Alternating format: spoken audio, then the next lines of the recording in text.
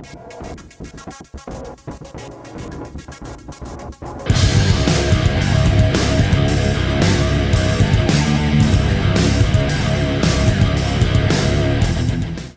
and welcome back to my kitchen. Today I thought I would bring you along as I make my favorite St. Patrick's Day meal, and that is a Reuben sandwich.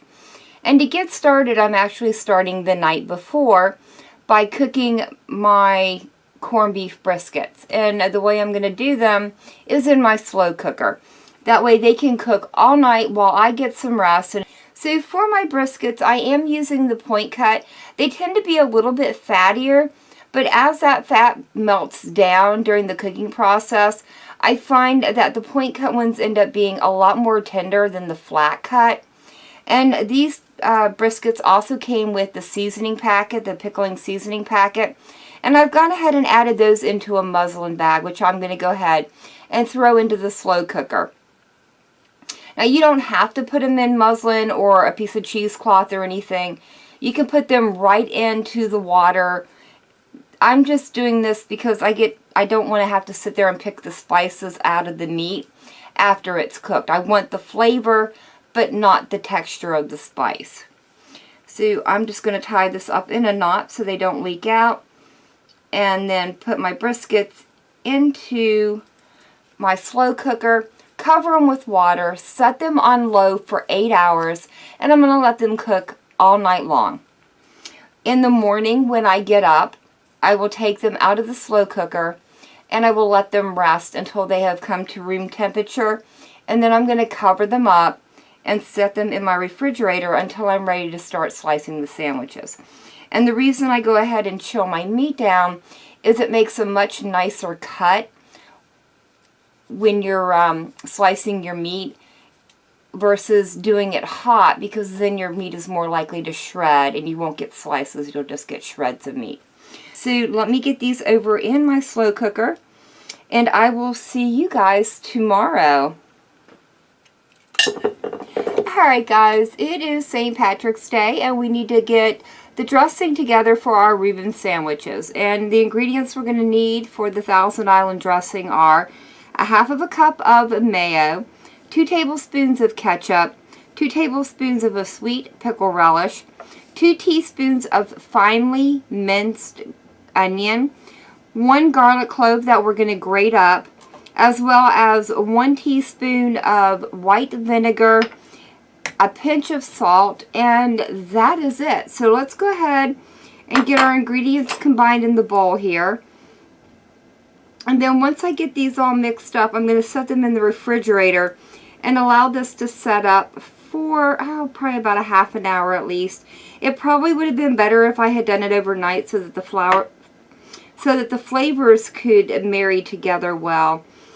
But honestly, I didn't think about it until this morning. But we will be fine. Let's get this in here as well.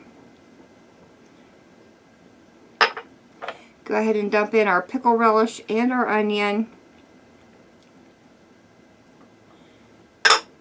And I'm just going to give this a stir for right now.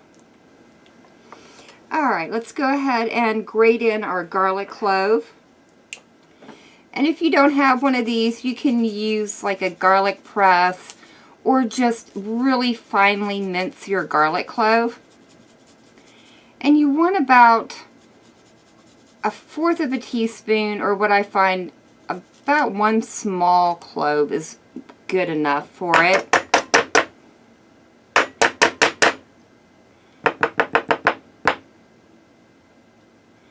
There we go. And we'll go ahead and stir that in, as well as our vinegar. And the last thing we're going to add in is our 1/8 teaspoon of salt. There we go. And I'm just using some pink Himalayan sea salt. The kosher salt's just fine as well.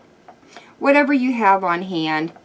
And that looks really good. Let's get in here and give it a taste. See what we think about it.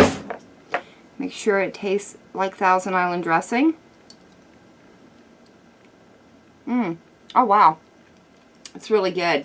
So I think we are good on our seasonings, and I am just going to go and put this in the refrigerator and allow it to start setting up. Alright guys, it is time to assemble our sandwiches, and for this part of the recipe we are going to need rye bread, which I have already gone ahead and lightly buttered on both sides, our corned beef brisket, which we allowed to cook all night long, and then when I got up this morning, I removed the fat cap off of it, allowed it to come to room temperature, and then wrapped it and put it in the refrigerator. And then once it was cold, I went ahead and sliced it as thin as I could get it, and I've gone ahead and lightly heated it up in the microwave just to help kind of give it a kickstart when we get the sandwiches onto our griddle. You're also going to need a can or a bag of sauerkraut that you've drained of all the juices and then squeezed as dry as you can get it. And that'll just help prevent your sandwich from getting soggy. We're also going to need our Thousand Island dressing that we made a little bit earlier, and some Swiss cheese. And that is it, guys. So let's get our sandwiches assembled.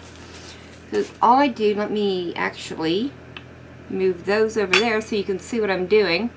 I'm going to start with my first one. And what I like to do is start with a little bit of the Thousand Island dressing. And you can use as much or as little of this as you like. I kind of like it a little on the heavy side, so that's what I tend to do. And then we're going to want our cheese. And I'm just going to use 2 slices here. And then start layering our meat on it.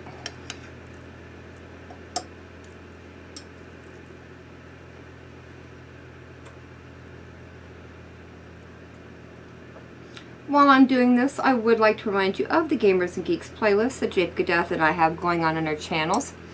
If you would like to be a part of that, it's really easy. All you have to do is go out and make a cooking video, and once you've done that and posted it to your channel, just let either JPIC or I know in the comment sections of our latest cooking videos, or if you're a part of our Discord servers, you can let us know over there as well. But this is looking so good. Our meat is super tender. Alright guys, let's get our sauerkraut on here. And use as much or as little sauerkraut as you like. Now my daughter does not like sauerkraut, so I will be making some of these without any at all. And that's, I don't know, I don't call that a Reuben, I just call it a toasted corned beef sandwich, which is just perfectly yummy and delicious as a Reuben is. Alright, let's go ahead and get our top on, and I do go ahead and throw another slice of cheese on there just to help the other side of the bread adhere to our sandwich. I hate it when when one side of my sandwich decides to slide all over the place. And I'm going to go ahead and add a thinner layer of our Thousand Island dressing on the other side. And that is it, guys. That's all it is to making a Reuben sandwich. So let me get all of these assembled and we will start getting them cooked up. So while I'm thinking about it, I'm going to go ahead and show you how I do my daughter's sandwiches. And I've done it pretty much the same way. I put my Thousand Island dressing down, put on the cheese, layered on the meat, and I'm just going to go ahead and give her 2 slices of cheese on top, as well as her last slice of bread. And she does not like extra Thousand Island dressing on hers, so I've only put it on the one side. And there we go. You have a toasted, or we're going to have a toasted corned beef sandwich from here, and our other one will be our Reuben. So now I'm going to get the rest of these all done up, and we will get them on the griddle there. Alright guys, that is our last sandwich assembled. And I've already gone ahead and moved them over to my griddle. Let me get some of this stuff out of the way, and I'll move the griddle over so that you guys will be able to see it better. So just give me 1 minute. Alright guys, I've got these over on my griddle, and my griddle is heated to about 375 degrees. And if you don't have one of these, you can do this on your stovetop in a regular frying pan.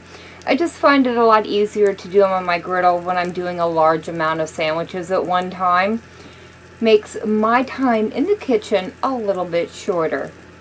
So all we need to do now is wait until these get nice and toasty on both sides before we can cut into them and give them a nibble. What I do is I kind of tuck my cheese up. As it starts to melt, I kind of go around and tuck it back up into the sandwich so that it doesn't burn too much around the edges. Although I do like a little bit of a crispy cheese around the edge of my sandwich, not gonna lie. Those are about ready to flip, and I will say these guys are a bit on the tricky side to do. So just kind of do your best when it goes to flipping them. There we go. Oh, these look so good. They smell so good.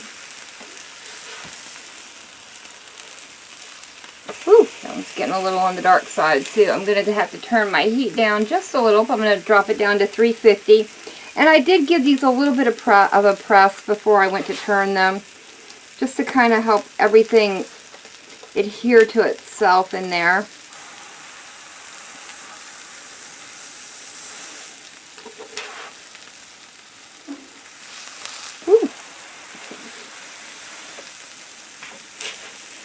Some of these sandwiches, there's just no easy way to do it but to do it. There we go. Oh, these look so good.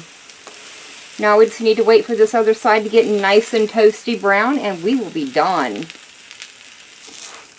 Looks like these are just about done, guys. So I'm going to go ahead and start getting them off of my griddle. And I will get one of them plated up for you so you can see what it looks like.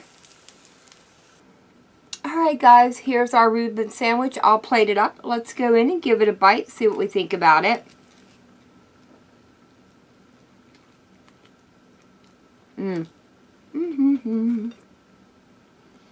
These are so good, guys. These are one of my favorite sandwiches to make and to eat.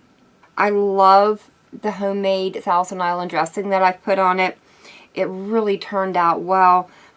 I love the combination of sauerkraut and the corned beef. The sauerkraut kind of helps cut through the inherent fattiness of corned beef, and it is no wonder this sandwich has been around for a very long time. So I hope you guys have liked my version of it. If you have, leave me a comment down below. If you guys tried this recipe out, let me know how it turns out for you. Remember the Gamers and Geeks playlist as well as my other cookbook playlists. I will leave links down in the description to them. But as always, thank you so very much for joining me today. I've been Vault Girl. I hope you guys have enjoyed, and I hope to see you in the next one.